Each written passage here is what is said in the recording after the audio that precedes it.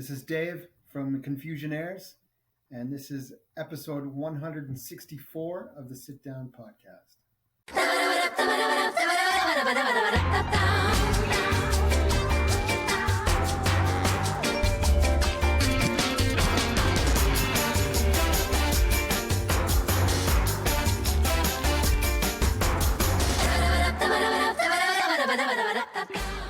Hello and welcome. Welcome to the Sit Down Podcast. Nice to meet you, Dave.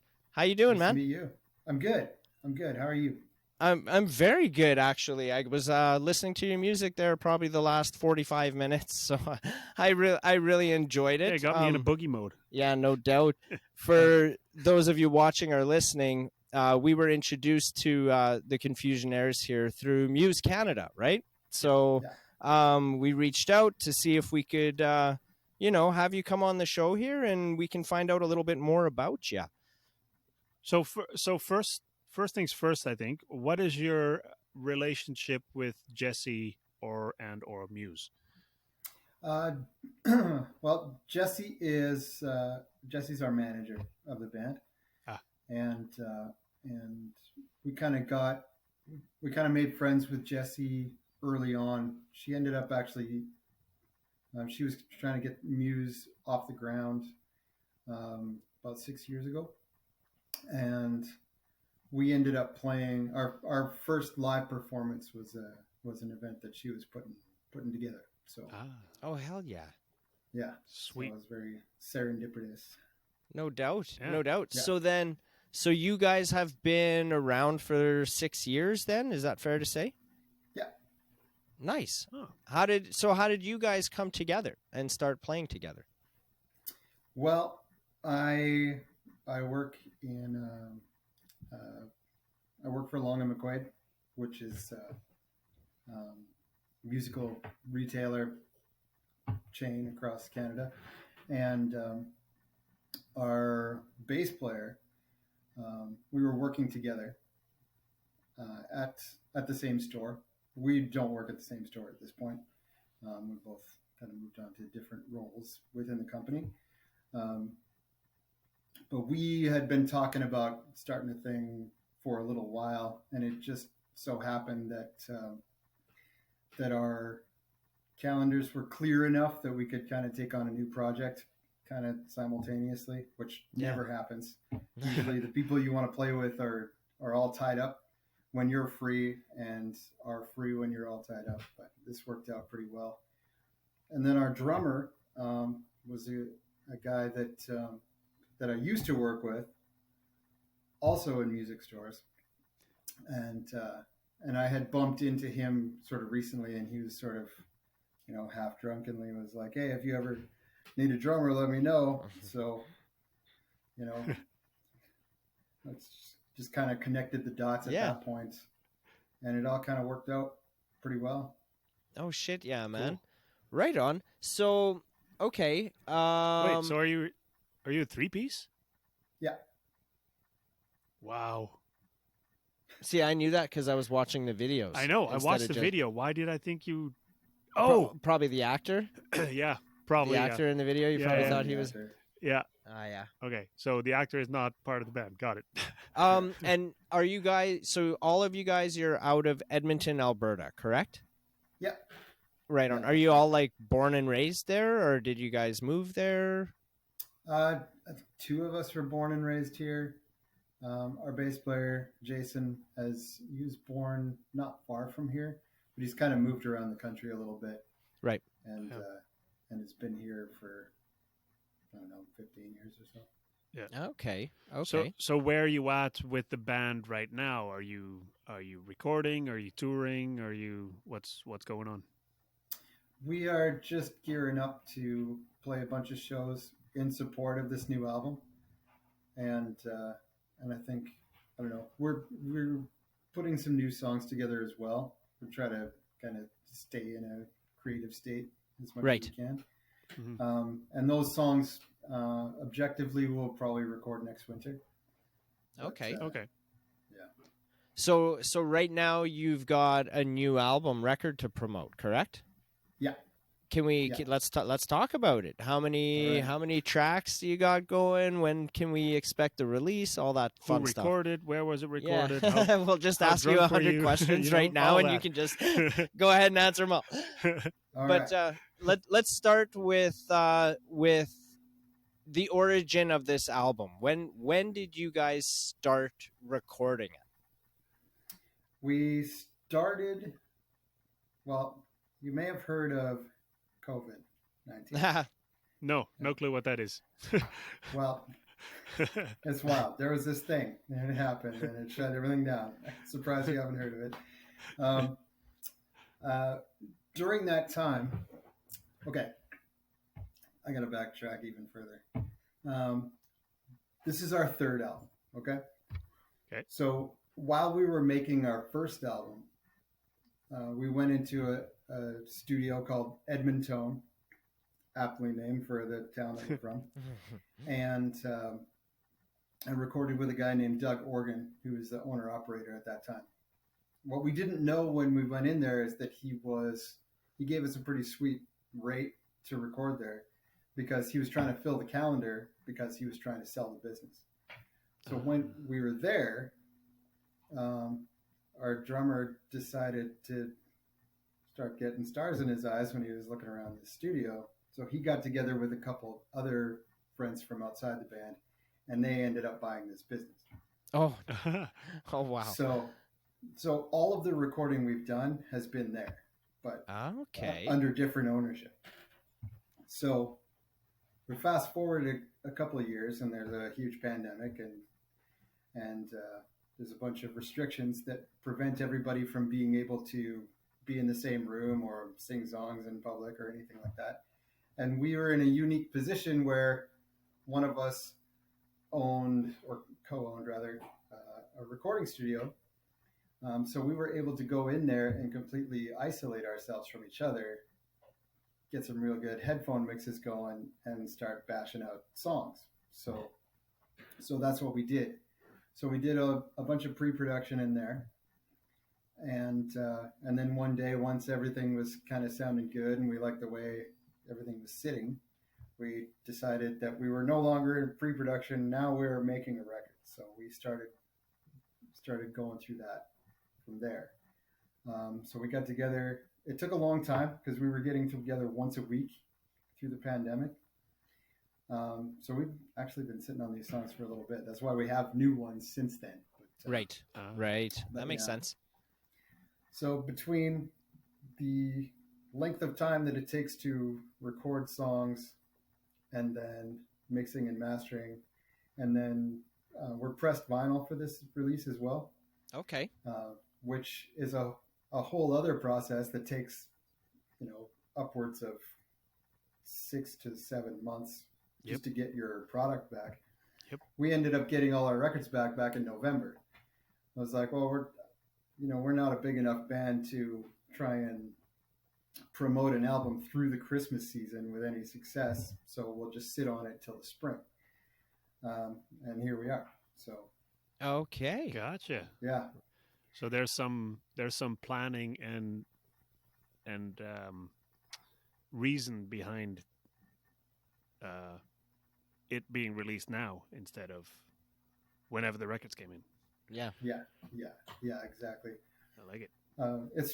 It's tough because I got a stack of them. They're sitting in the same room as me right now, and it's like they're really cool, and we're really proud of them. But it's like, can we one see open? one? Yeah, is can there you one open? show it off to the camera?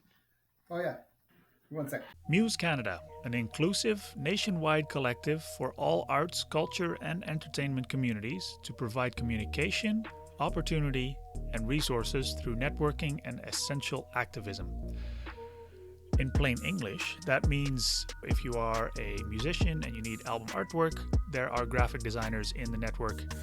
If you need a music video done, there are also videographers. Or if you are working on a video that needs music, there are musicians in the network as well. So if you go to muse-canada.ca and you sign up and you use the discount code FunkyMoose2021, you'll get a discount when you sign up. You never left. You haven't left. All right. This is going to be. He had these We're records on cracking his the lap all plastic time. on this one, Oh, okay. so this one's never been seen before. Before you show this to the camera, I'm going to call this right now.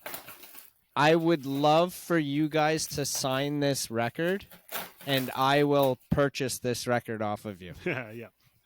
All right, But it has to be this one.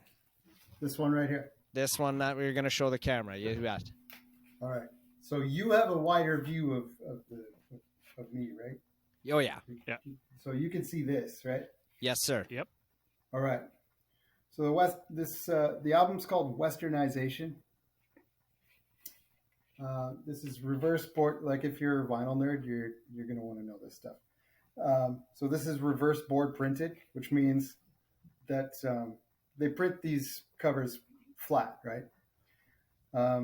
So reverse board printed means they flipped them over before they printed them. So it's got a more of a matte finish, Okay. Uh-huh. and the glossy side of the cover is on the inside.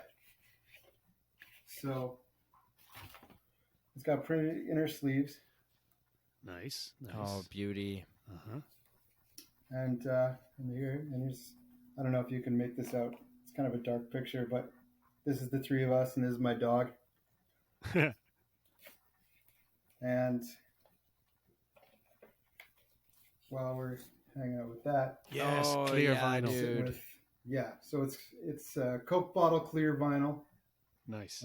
There are 12 songs on it, and it's we're super proud of it. No Yeah, doubt, man. that's As cool. you should be. Congratulations on that. I want one of those Thank too. you, sir. All right, I'll put you down for two. Yeah, you betcha, man. I want mine autographed, though, by all of you. Well, me too. I mean, obviously. Hell yeah, man. No, that's awesome. I have a bunch of, like, you might think these are mundane questions, but I seriously am curious about this. One of them is like the name of the band. Can you tell me the meaning and like how you guys came up with that? Well, we were sort of pining over band names. Like rockabilly band names are notoriously bad, right? Like, we could just say that. Like, I'm sure there's a lot of people in rockabilly bands that are really upset with me saying that at this point, but there's some cornball names out there. So the objective was to not have one of those, right? Ah, okay. So, but in the end, we wanted it to end with airs, like AIRES, like the Bel Airs or whatever. Yep. Like it's sort of more of a 50s sounding name. And so I don't know, like a millionaire has $1 million. What do I got, right? So Okay, I know where I see where you're going with this. Yeah. yeah, exactly. So the beauty of this name is that people say it wrong all the time. And, oh yeah. How do they say it? Most often it's Confusionaires. But we never correct anybody. Right. Oh yeah. Just make it your own. Yeah. Oh, It's yeah. wrong, just but be- it's yours now. I think that's a good way to roll. I It's like your name. personally, it's like Yeah. my first name is Joel, but I get called Joel, or Joel, and I answer to all three of them. It's And- all the same. It And doesn't. hey, buddy. Yeah, and even Buddy, I'll answer or shithead. I'll answer to shithead too sometimes. But yeah, so I get it. I just it's no point in like it. Yeah, I totally can relate to that. That's awesome. I like it. And then another question that I hope you don't think is too mundane, but like you said, it's like that 50s rock kind of vibe. I'm curious on the inspiration you guys had to like continue and pursue in that lane, because I don't see much of it these days. Like in Saskatchewan, I don't know if there's anybody doing that here. I'm just very intrigued Not that by I know it, of. and I think it's very smart and enjoyable. So I'm curious, like, what inspired you guys to go that lane with it? I don't know. I think it's something that Jason, our bass player, and myself, like, Jason's a big metal guy, and we all kind of come from different musical backgrounds, but we come together on a few common threads that include, they include Motorhead, of course. Who's not a Motorhead fan? Lemmy is God. Yeah, exactly, right. Jason he's an Elvis guy, and a Jerry Lee Lewis guy, and a Eddie Cochran guy, and I'm right in there too. I'm a big Link Ray fan. So we kind of just it sort of centers around this sort of the primitive, formative time of rock and roll, and that's kind of where we wanted to launch from. Now, that said, like, I don't know that we really fall in with that definition so much. I mean, we have rockabilly songs for sure, but I think that we've kind of pushed beyond that tiny little box that is rockabilly at this point. So right, and I'm fine with that. Yeah, because when we were talking to Jesse about you guys, it was also I don't remember how it went exactly, but the conversation was she explained what you were doing, and I said, "Oh, rockabilly," and she's like, "Yeah, yes, yeah." It wasn't a straight yes. It was like, well, yes, but but modern, Huh? but modern. Yeah. Well, I mean, yeah. From what I've seen, that's how I felt that. Yeah. You know what I mean? Yeah. There's another. I think the only other Canadian band that I could think of is Ray Gun Cowboys. Right? Yeah. They're kind of in sure. that same boat. Yeah. I've never even heard of them. I don't think I have. Well, they're from Edmonton too, so we're pals with all those guys too. But I thought they were from Toronto. Okay. Oh, heck yeah. Cool. So since the pandemic, right? Have you guys been able to, like, how is the live show scene there in Edmonton? How's that going for you guys currently? Currently it's good. It took a little bit. I mean, personally, I was sort of chomping at the bit.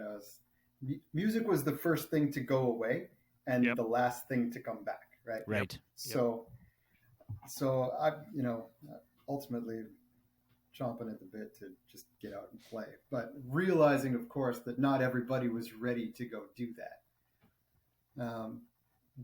Sort of changing from what it was before into pandemic mode was a difficult thing for everybody, but we stayed in that groove for so long that changing back became just as hard, if not harder.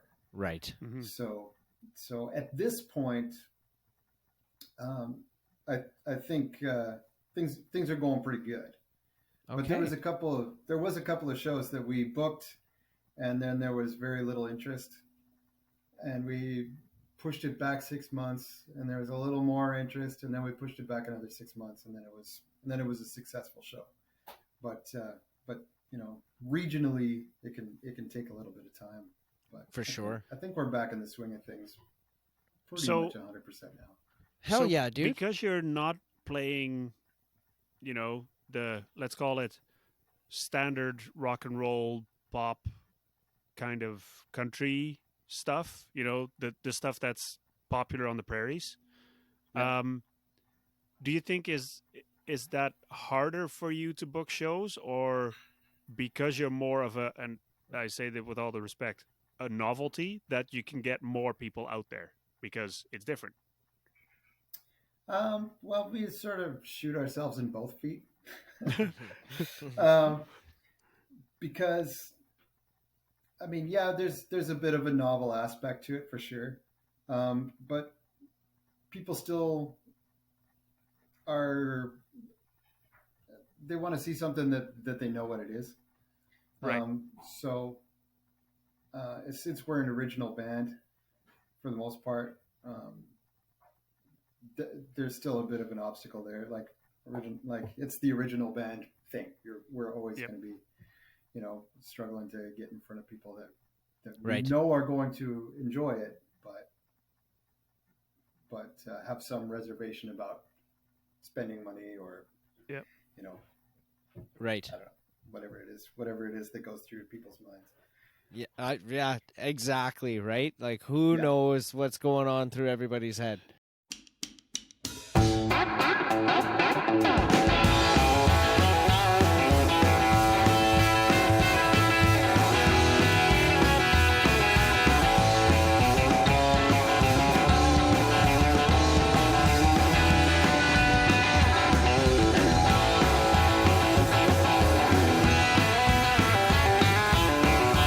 I got a heart like buried treasure.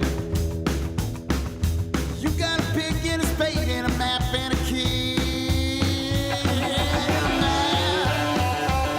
You mad when you're mad, and you take it real good when you're mad. I got a heart, it is well protected. You got a real loud voice and it carries over the wall. And you're mad, and you're mad when you're mad. You got a real sharp tongue when you're mad. But I got a heart. I got a heart, yeah. And when you put me through what you do, you tear it too. You rip it apart, yeah. I got a heart.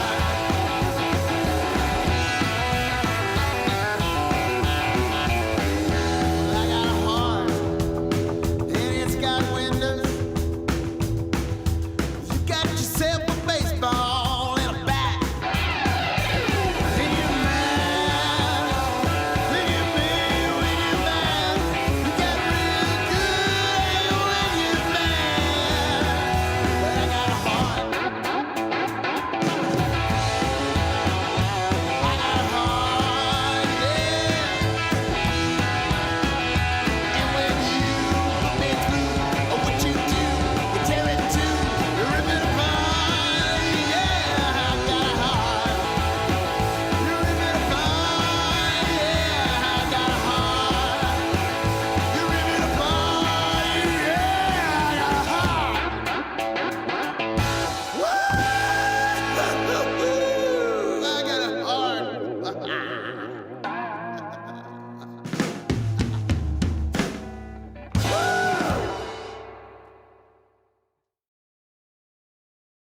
You can post all the concert posters you want with the date, the time, the lineup, the location, and like Links to YouTube videos. yeah, links to videos. And 30 seconds after you post that poster, people will ask you, when are you playing or when are you coming to their city? And it's like, dude, like, did you not just read the poster? Yeah. Like, you're commenting on the thing I posted with all the information on it. Like, why are you asking me this?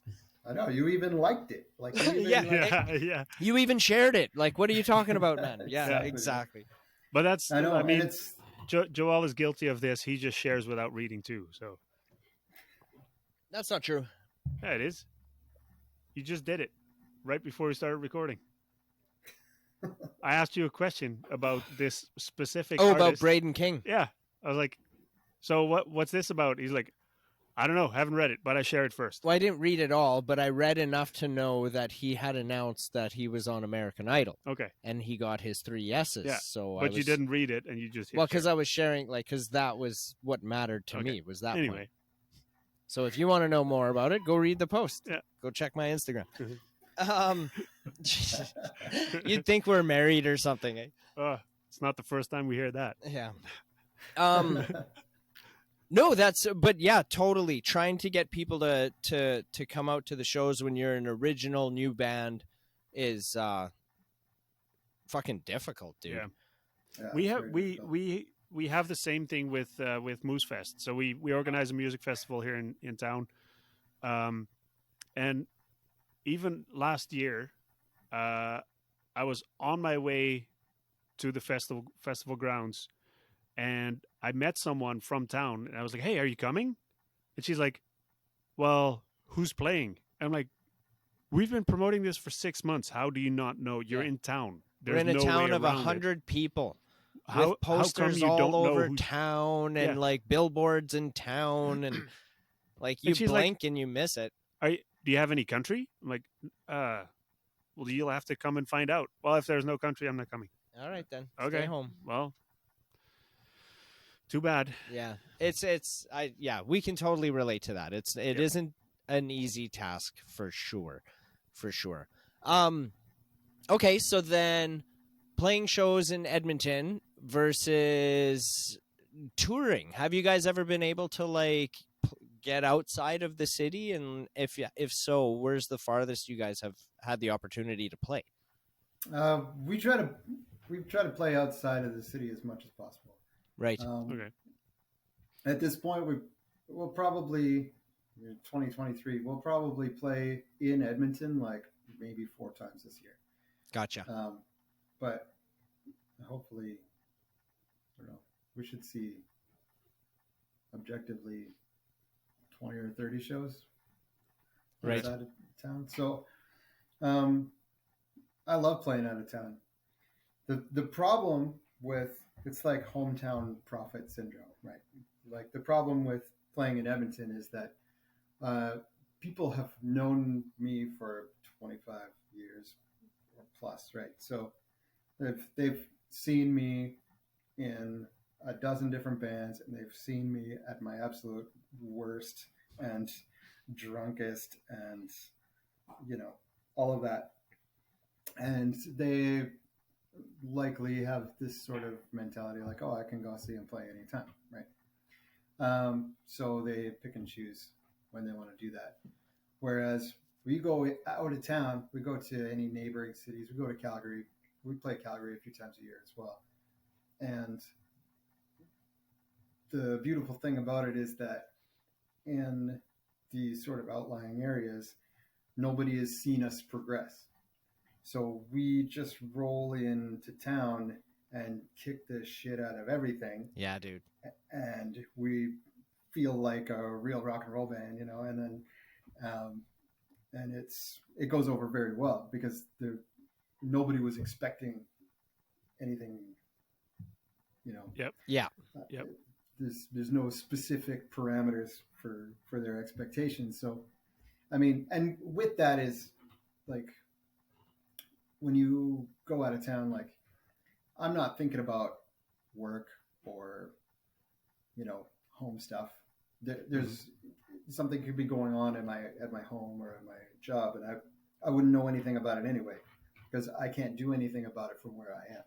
Right. Whereas in town, like maybe I work till 6 and then I got to rush to a sound check and then shovel some food into me before we go on at 11 or whatever. And Right. It's like, it's the world's longest day. But to go out of town, it's like, we're going to load up the trailer. We're going to roll out of town. We're just going to be a band together for however many hours it takes to get where we're going.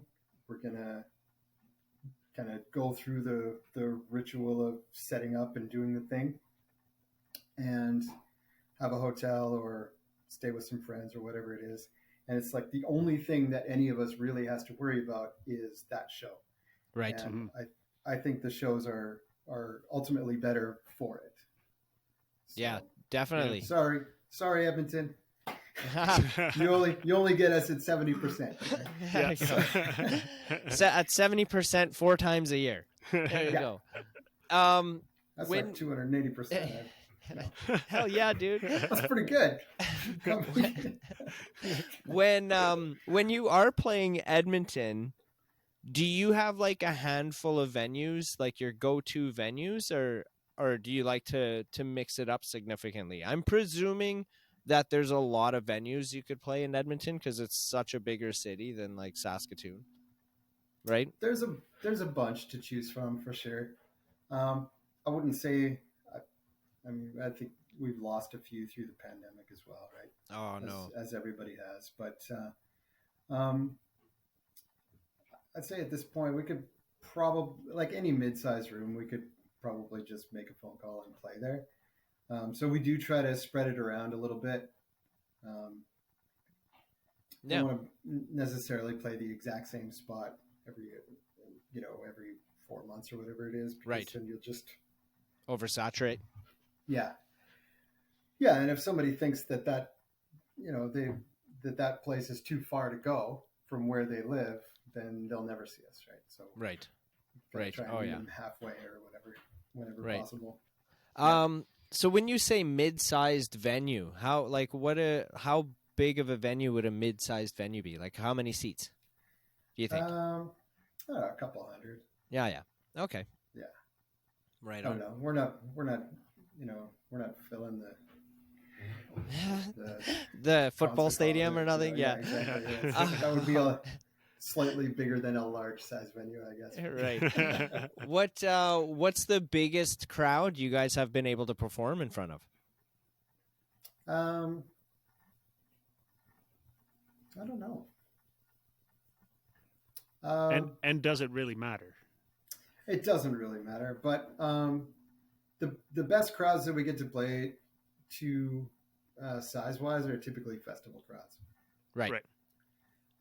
And it's one of those unique situations where a whole bunch of bands can draw in a whole bunch of people, and it's kind of the best place to cast a wide net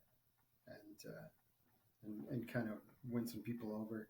Some of the festivals we played, like we played the Beaumont Blues and Roots Festival, and that's a few thousand people for sure.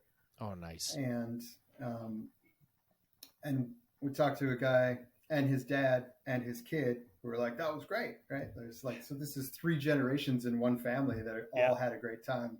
Hell while we yeah, were playing. dude. And it's like, okay, I think we're doing this right, you know? Yeah. Yes. Yeah. That you can get like a million no's, but that one yes makes it worthwhile. You know what I mean? Yeah.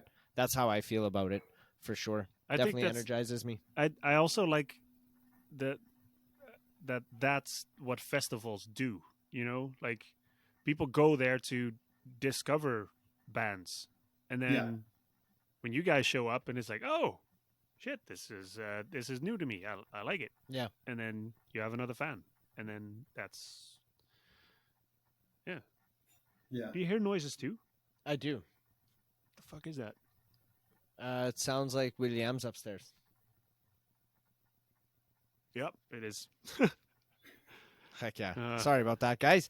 Well, they won't be able to hear it, and we just hear it. Yeah. Cut. Yeah. Cut that out.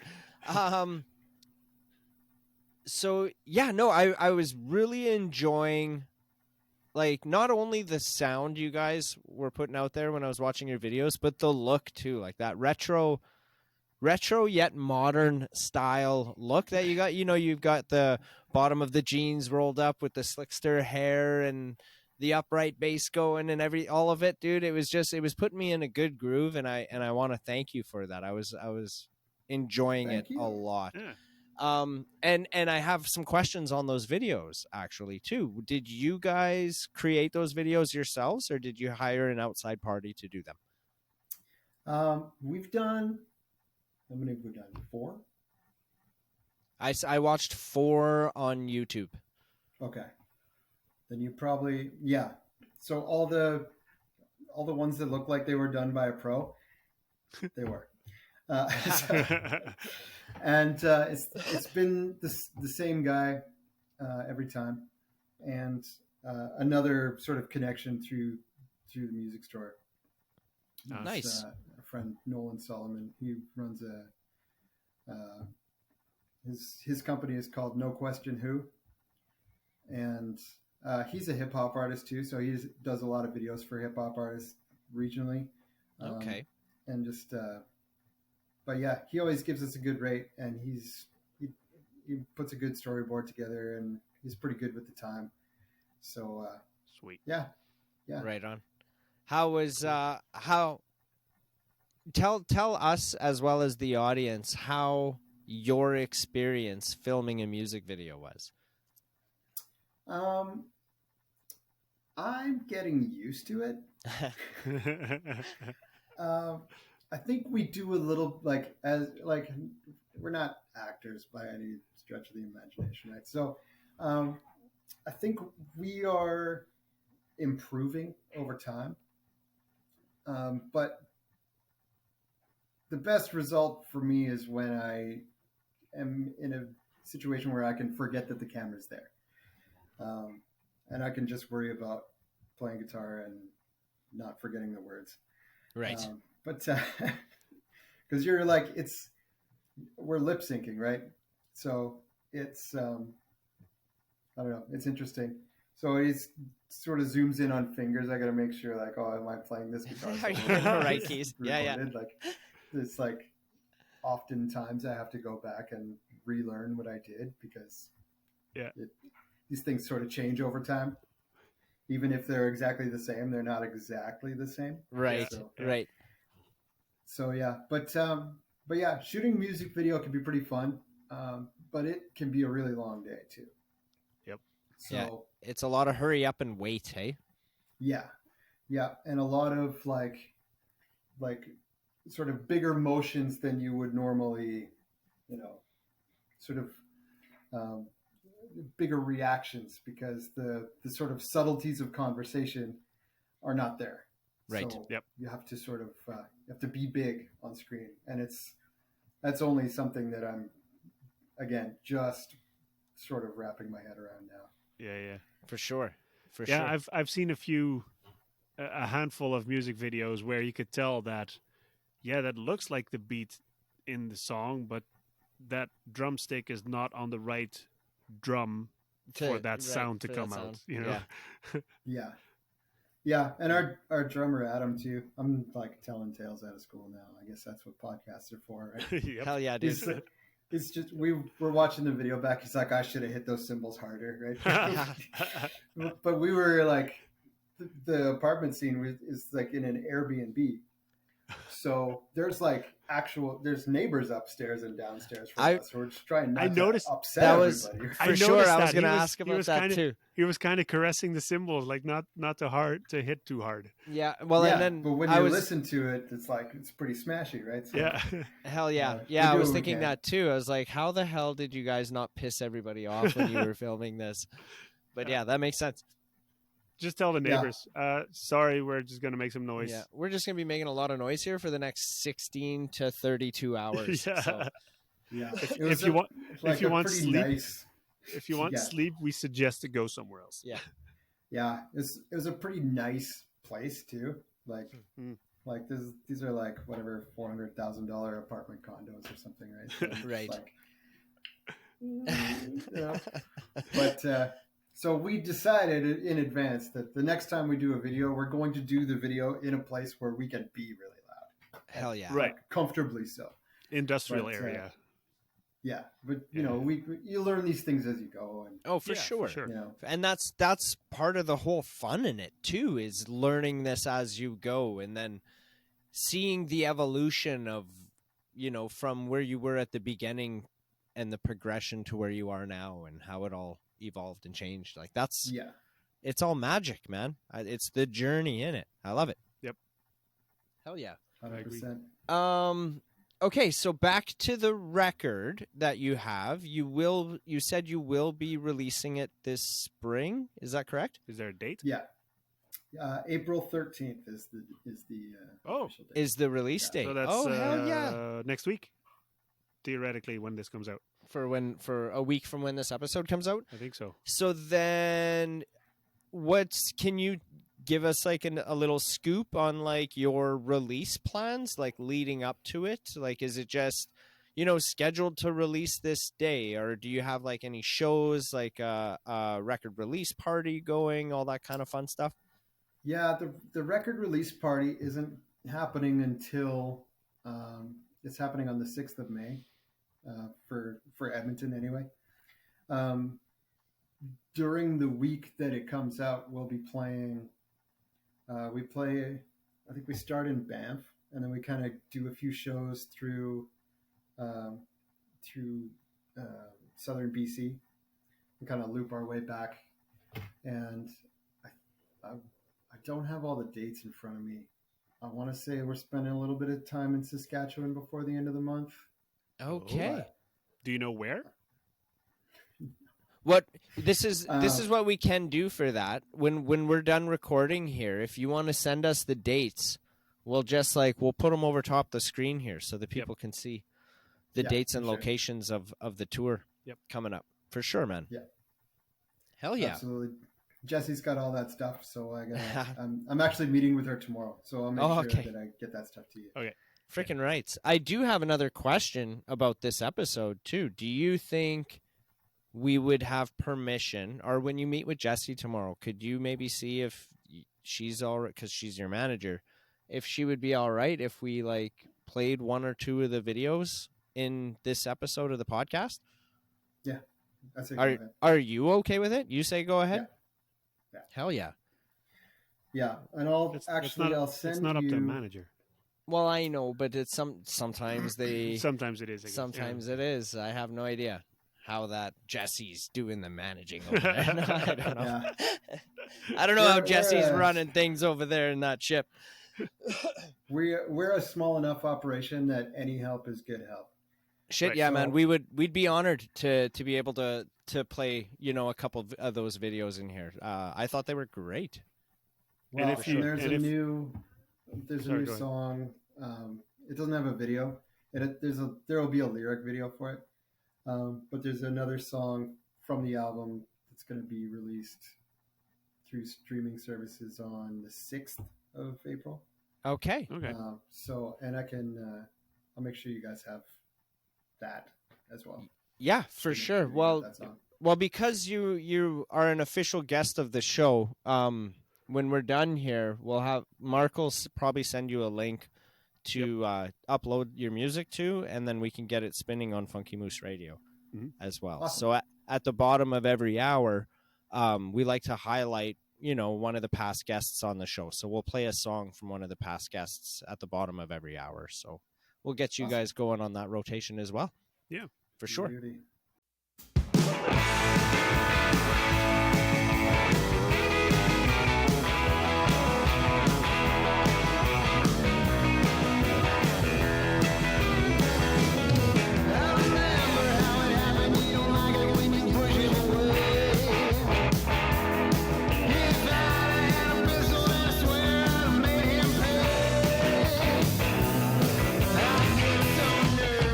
Comes around here, shaking like a Chevy, taking off in third gear.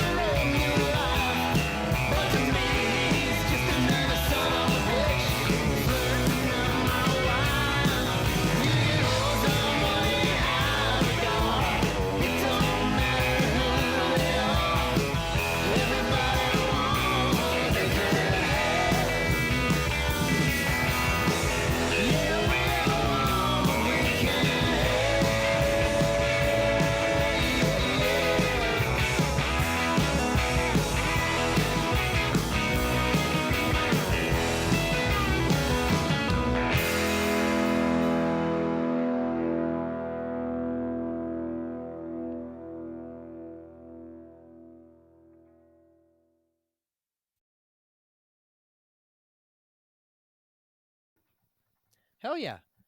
And then No. if you need help selling those records, I mean, Funky Moose Records is a record store. So. Yeah, that's a conversation we can get into when the episode's over here, I think. I think so. Yeah. All right. So that being said, The episode's over. the episode's going to be over right away, guys. So we want to thank you guys all for tuning in and enjoying the Confusionaires with us. Where should we direct people to find your music or follow you guys? The sort of central hub is confusionaires.com, but we're fairly active on Instagram and on Facebook machine as well. Do you usually have to spell that for people? Not really. Okay. I mean, Autocorrect fills it in for them when they get to the confused part. It fills it in. you'd think so. But it's just confusionaires.com. Nice. I want you to know we appreciate the shit out of you, man, and that this door is always open. So if you ever want to come back and hang out with us, talk about what's going on in Edmonton over there with you and the band, just hit us up, man. We'd love to have you come back on and we can further the conversation. Yeah. It was a real joy. Right on. Thanks for hanging out with us. Yep. Thanks everybody for tuning in. See you guys next week.